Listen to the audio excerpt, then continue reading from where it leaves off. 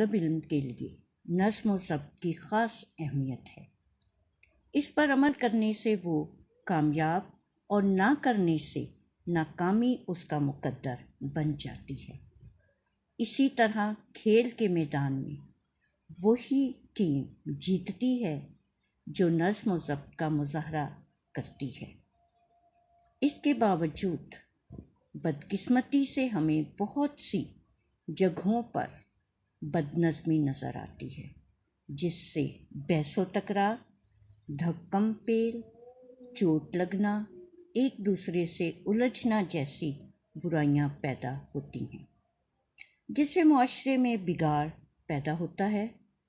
اگر ہم دنیا کی عظیم ہستیوں کو دیکھیں تو ان میں ایک بات مشترک نظر آتی ہے کہ وہ سب کے سب نظم و ضبط جیسے اصول پر عمل کرتے تھے۔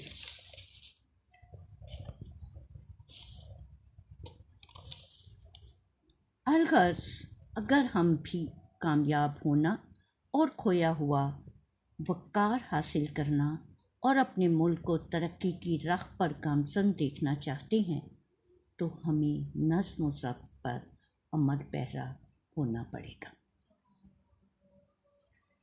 اب ہم مشقی سوالات دیکھتے ہیں۔ پہلا سوال ہے، نظم و ضبط کا کیا مفہوم ہے؟